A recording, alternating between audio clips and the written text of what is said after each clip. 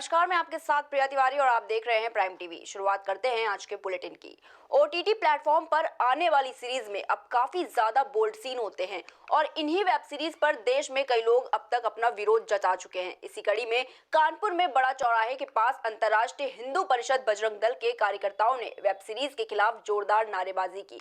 विरोध प्रदर्शन करते हुए बजरंग दल के कार्यकर्ताओं ने कहा कि इन सीरीजों के जरिए समाज में अश्लीलता फैलाने की कोशिश की जा रही है और अगर इस तरह की सीरीज पर रोक नहीं लगाई गई तो अब दल के लोग सड़कों पर उतरकर उग्र आंदोलन करेंगे। ऑनलाइन वेब सीरीज जो हमारे मोबाइल के माध्यम से घरों में चल रही है, हमारे बच्चे ऑनलाइन पढ़ाई कर रहे हैं और उस वेब सीरीज के माध्यम को अश्लीलता परोसी जा रही है। आज अंतर्राष्ट्रीय हिंदू परिषद और राष्ट्रीय बजरंग दल के नेतृत्व में बड़ा चौराहा भारत माता प्रतिमा के सामने एक ज्ञापन मुख्यमंत्री को संबोधित दिया गया है और इस वेब सीरीज पर तुरंत प्रतिबंध लगाने की मांग की गई है। उनसे मांग की गई है कि इस वेब सीरीज पर अगर तुरंत प्रतिबंध नहीं लगाया गया तो अंतर्राष्ट्रीय हिंदू परिषद और राष्ट्रीय बजरंग दल सड़कों पर उतर कर आंदोलन करेगी। वेब सीरीज के नाम पर परोसी जा रही अश्लीलता और गाली गलौज को तुरंत प्रतिबंधित किया जाए, तुरंत बंद किया जाए, अन्यथा हम आंदोलन के लिए बाध्य होंगे। कानपुर देहात में इन दिनों अपराधियों के हौसले बुलंद दिखाई दे रहे हैं। आए दिन लोगों पर हमले और लूट की वारदातें सामने आती रहती हैं। रसूलाबाद कोतवाली क्षेत्र में शादी समारोह में शामिल होने जा रहे सपा नेता और जिला पंचायत सदस्य पति पर जानलेवा हमला हुआ। गाड़ी सवार करीब 6 बदमाशों ने सपा नेता पर फायरिंग की जानकारी मिलते ही पुलिस ने केस दर्ज करते हुए जाँच शुरू कर दी है। ये वादी मुकदमा निर्देश कुमार ने एक FIR लिखाई है कि ये गाँव के पड़ोस में एक तिलक समारोह था और उस समारोह से जब ये वापस जा रहे थे तो इनके ऊपर गांव के ही संतोष कुमार हैं और उनके साथियों ने, जो कुछ के नाम पता ज्ञात हैं और उसके अज्ञात हैं, उनके द्वारा जो है पुरानी रंजिश को लेकर के उनके ऊपर फायरिंग की गई। इनकी गाड़ी में फायर लगा। इनकी तहरीर पर जो है अभियोग पंजीकृत कर लिया गया है और इसमें जो है जांच की जा रही है।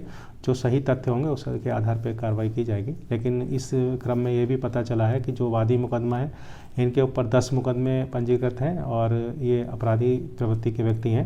इसके अतिरिक्त इन्होंने जो संतोष के ऊपर मुकदमा लिखाया वो भी आपराधिक प्रवृत्ति के व्यक्ति हैं। उनके ऊपर 2 अभियोग पंजीकृत किए गए हैं। घटना मैं पछाना पुरवा में तिलक समारोह में गया था।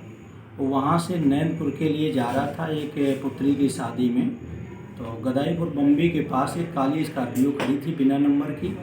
उसमें 5-6 लोग बम्बी के पास खड़े हुए थे नीचे। तो जैसे ही मेरी गाड़ी क्रॉस हुई तो उन्होंने अचानक फायर शुरू कर दी, जिससे हमारे 2 फायर हमारी गाड़ी में लगी। हम लोग अपनी गाड़ी से कूद के जान बचा के खेतों की तरफ भागे। संत कबीर नगर के रिपब्लिकन पार्टी ऑफ इंडिया के प्रदेश अध्यक्ष ने बैठक की है। इस बैठक में प्रदेश अध्यक्ष ने कार्यकारिणी का गठन करते हुए PK सिंह को जिला अध्यक्ष बनाया गया। प्रदेश अध्यक्ष ने कहा कि देश में तमाम राजनीतिक पार्टियां हैं जो विकास आदि के मुद्दे तो बनाती है पर सत्ता में आते ही सारे वादे भूल जाती है। इसी कड़ी में बस्ती मंडल के प्रभारी श्याम सुंदर ने कहा कि विधानसभा चुनाव में हमें मजबूती के साथ लड़ना है। Republican party of India Uttar Pradesh सभी जिलों में पार्टी की समीक्षा बैठक कर रही है 2022 के चुनाव को लेकर के और आने वाला जिला पंचायत को चुनाव लेकर के पार्टी अपनी समीक्षा की बैठक कर रही है। पार्टी में कहां से उम्मीदवार हमारे कैसे आएंगे और पार्टी आगे कैसे बढ़ेगी। खास करके संगठन हम लोग मजबूत कर रहे हैं रिपब्लिकन पार्टी ऑफ इंडिया के, और पार्टी कार्यकर्ताओं को आगे की रणनीति समझाई जा रही है कि जिला पंचायत के चुनाव में पार्टी के उम्मीदवार कैसे चुन करके आगे आएंगे। और इसका जो हमको आने वाला विधानसभा चुनाव 2022 का, उसमें रिपब्लिकन पार्टी ऑफ इंडिया की इस मजबूती के साथ में, क्योंकि हम लोग बीजेपी के अलायंस दल में हैं, तो हम लोग प्रदेश में मांग भी कर रहे हैं कि माननीय योगी जी से भी और बात हुई और माननीय नड्डा जी से भी बात हुई कि प्रदेश में रिपब्लिकन पार्टी ऑफ इंडिया को 25 सीट छोड़ी जाए। प्रतापगढ़ के कुंडा कोतवाली क्षेत्र में एम्बुलेंस और बाइक की आपस में जोरदार टक्कर हो गई। टक्कर के बाद बाइक सवार युवक की मौके पर ही मौत हो गई, जबकि बाकी के 2 घायलों को दूसरी एम्बुलेंस के जरिए अस्पताल में भर्ती कराया गया है। अस्पताल में घायलों का इलाज जारी है। डॉक्टरों ने बताया कि घायलों की स्थिति अब पहले से बेहतर है। दूसरी तरफ एक्सीडेंट की जानकारी मिलते ही पुलिस की टीम ने भी अपनी कार्रवाई शुरू कर दी है। फिरोजाबाद के सिरसागंज में जमीनी विवाद के चलते एक व्यक्ति की पीट कर हत्या कर दी गई। व्यक्ति की पीट कर हत्या करने वाले उसी के भाई और भतीजे थे। हत्या की जानकारी मिलते ही पुलिस अधिकारी अपनी टीम के साथ मौके पर पहुंचे। यहां घटनास्थल की घेराबंदी करते हुए टीम ने शव को कब्जे में लेकर पोस्टमार्टम के लिए भिजवा दिया है। पूरे मामले में एसपी ग्रामीण ने बताया कि मुकदमा दर्ज करते हुए आरोपियों की तलाश शुरू कर दी गई है। थाना सिरसागंज के जायमई गांव में एक रामविलास यादव हैं। इनकी उम्र लगभग 60 साल होगी। ये अपने खेत में गए थे और इनकी हत्या इनके सगे भाई और इनके भतीजों ने लाठी डंडे से मार के कर दी। जो हत्या के पीछे विवाद सामने आया है वो एक छोटी सी ग्राम समाज की जमीन थी। दोनों पक्ष उसमें पुआल रखे थे अपना, उसी को लेके इनमें आपस में झगड़ा हुआ है और एक दूसरे से इनके बीच में मनमुटाव पैदा हुआ है और उसी को लेकर आज इन्होंने हत्या की है। आजमगढ़ के सराय मीर थाना क्षेत्र में पुलिस और बदमाशों के बीच मुठभेड़ हो गई। इस मुठभेड़ में 1 लाख के इनामी बदमाश पुलिस की गोली से घायल हो गया और कुछ देर बाद घायल बदमाश की मौत हो गई। वहीं मुठभेड़ में बदमाश की गोली से स्वाट टीम के प्रभारी और एक कांस्टेबल भी घायल हो गए हैं। दोनों ही घायलों को अस्पताल में इलाज के लिए भर्ती करवा दिया गया है। शेरवा नहर की